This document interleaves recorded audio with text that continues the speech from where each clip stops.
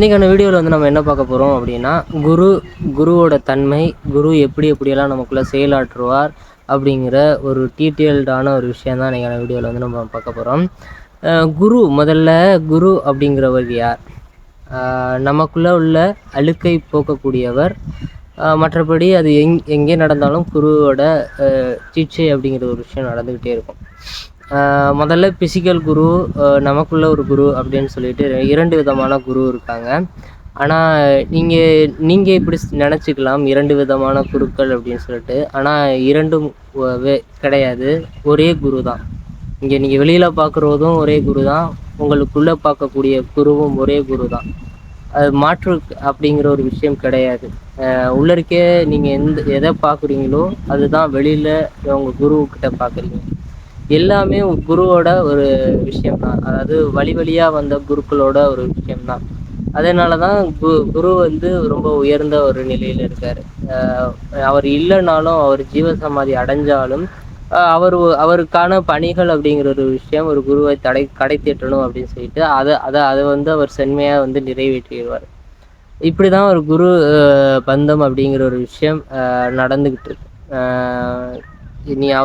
அவங்க இங்கே இல்லை, ஃபிசிக்கலாக வந்து சொல்லி கொடுக்க முடியலைனாலும் அவங்களால எல்லா விஷயங்களையும் மன ரீதியாகவும் பார்க்கக்கூடிய எல்லா விஷயங்கள்லையும் அவங்களால எல்லாத்தையும் கற்றுக் கொடுக்க முடியும், காவந்து பண்ண முடியும். ஒரு சிஷ்யனை வந்து எந்தெந்த விதத்தில் காவந்து பண்ண முடியுமோ எல்லாம் பண்ண முடியும்.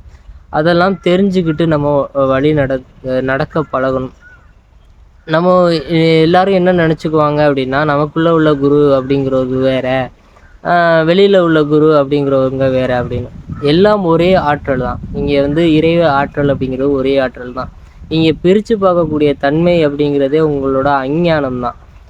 ஞானம் வந்து முழுமைப்படாததுக்கு அடையாளம் தான் இந்த பிரித்து பார்க்கக்கூடிய தன்மை. உங்களுக்குள்ளே உள்ள குரு, வெளியில் உள்ள குரு எல்லாம் ஒரே ஆற்றல் தான், ஒரு ஆற்றல் தான். ஆனால் என்ன, உங்களுக்குள்ளே உள்ள குருவை வந்து பார்க்க முடியாது. முதல்ல நீங்கள் பார்க்கணும் அப்படின்னா பார்க்க முடியாது.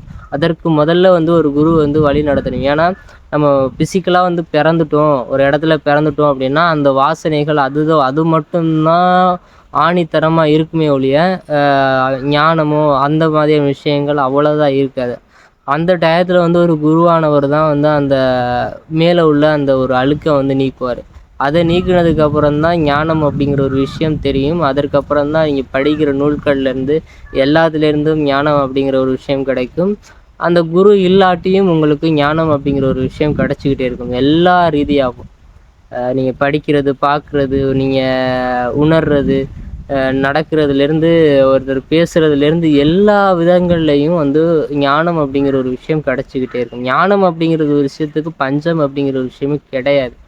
ஞானத்தை அடையணும் அப்படிங்கிற முதல் வேட்கை இருந்தால் போதும், குருவை அடைஞ்சால் போதும். அதற்கப்புறம் ஆட்டோமேட்டிக்காக எல்லா விஷயங்களும் நடந்து ஏறும்.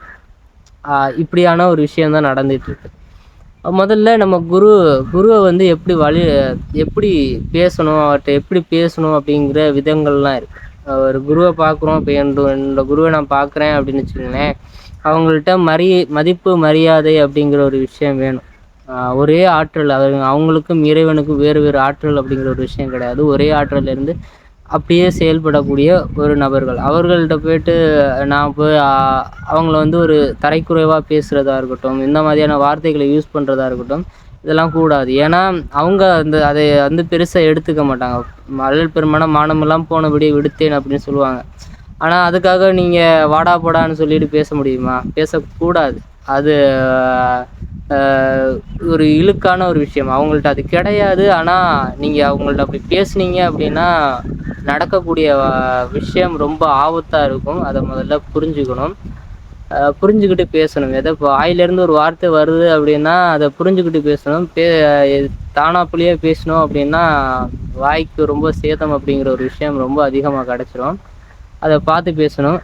அதெல்லாம் நம்ம புரிஞ்சுக்கணும். ஒரு விஷயங்கள் எப்படி நடக்குது அப்படிங்கிறத புரிஞ்சுக்கிட்டு அவங்களுக்குள்ள மதிப்பு மரியாதை அப்படிங்கிற ஒரு விஷயம் கொடுக்கணும். ஒரு குரு இருக்கார் அப்படின்னா அவர் எப்படி வேணாலும் இருப்பார். ஆனால் அவர் அப்படி இருக்கார் அப்படின்னு சொல்லிட்டு அவருக்கான மதிப்பு மரியாதையை வந்து நீங்கள் குறைச்சிங்க அப்படின்னா, இப்போ என்னோடய குருவை பார்த்தீங்கன்னா ஏதோ ஒரு விதத்தில் இருக்கார். ரொம்ப ஒரு இதுக்கு நம்மளோட நம்ம உலகியல்ல என்ன நினச்சிக்கிறோம், இதுதான் நமக்கு கெத்து, இது மாதிரி இருந்தால் தான் அப்படின்னு சொல்லி அவங்க எப்படி வேணாலும் இருப்பாங்க. இருந்தாலும் அவங்களோட அவங்கள போய் ஒரு நல்ல வார்த்தை சொல்லி நல்லபடியாக பேச பழகணும்.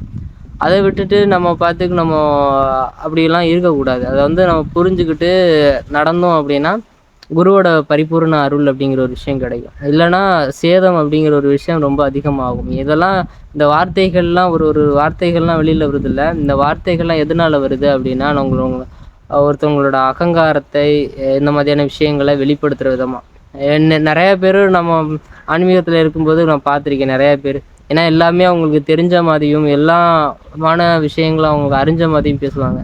ஆனால் என்றைக்குமே கற்றது கைமண் அளவு, கல்லாதது உலக அளவு அப்படிங்கிற ஒரு விஷயத்த யாரும் மதிக்கிறதே கிடையாது ஆன்மீகத்தை பொறுத்தளவும். ஆனால் ஒரு குருவக்கிட்ட போயிட்டு நம்ம வந்து சரணடைந்து இது பண்ணி போகிறோம், அதுதான் முக்கியம். எனக்கு இவ்வளோ ஞானம் தெரியும், இவ்வளவு விஷயம் தெரியும் அப்படிங்கிறது வந்து முட்டாள்தனம். நான்லாம் சொல்லிக்கிருவேன், என்னையெல்லாம் எனக்கெல்லாம் ஒன்றுமே தெரியாது. கட்டுறது ஏதோ கைமண் அளவு, அவங்க சொல்லி கொடுக்குற விஷயங்களை வச்சு ஏதோ பிழைப்பு நடத்தக்கூடிய ஒரு ரீதியிலே இருக்கான், அவ்வளவுதான். இதை தான் புரிஞ்சுக்கணும். அதை விட்டுட்டு நம்ம பாட்டுக்கும் எல்லாம் தெரிஞ்ச மாதிரியும் எல்லா விஷயங்களும் இருக்கிற மாதிரியும் பேசக்கூடாது. அது ரொம்ப ஒரு தப்பான ஒரு விஷயமா போயிடும். அது மட்டும் இல்லாமல் தேவையில்லாத கர்மம் அப்படிங்கிற ஒரு விஷயத்துக்குள்ளே உள்ளே போகக்கூடிய ஒரு சூழல் அப்படிங்கிற ஒரு விஷயம் வந்துடும்.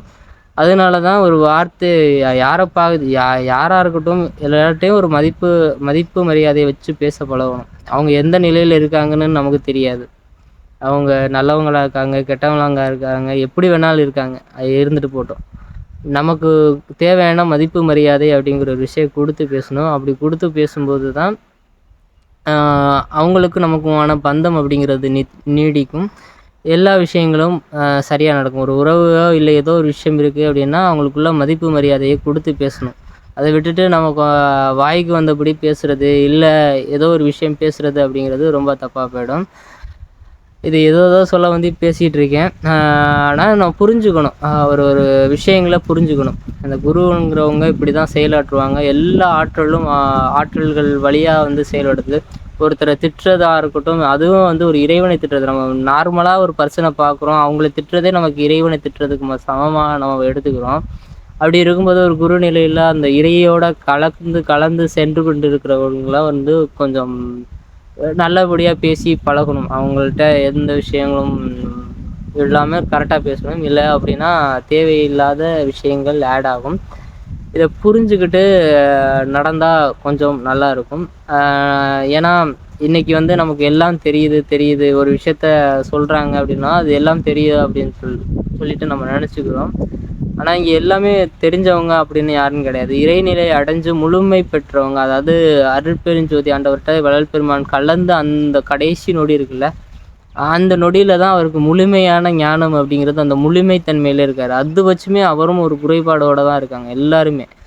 அதை நம்ம புரிஞ்சுக்கிட்டு அதோட மொத்த கனெக்ஷனும் ஒன்றுன்னா வந்து எல்லாருக்கும் வருது. அதை வந்து சரியாக புரிஞ்சுக்கிட்டு ஒரு குருவை பேசுகிறது, எல்லா விஷயமும் கரெக்டாக பேசி இது பண்ணணும்.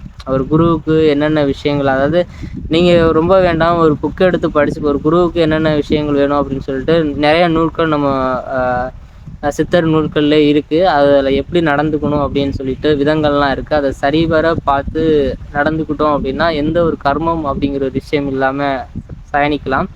இல்லை அப்படின்னா ரொம்ப உச்சக்கட்ட ஒரு சோதனைகளை பார்க்க வேண்டிய ஒரு நிலை வரும். இதானைக்கான வீடியோவில் வந்து நம்ம பார்க்க நினச்சது. பார்க்கலாம் அடுத்த வீடியோவில்.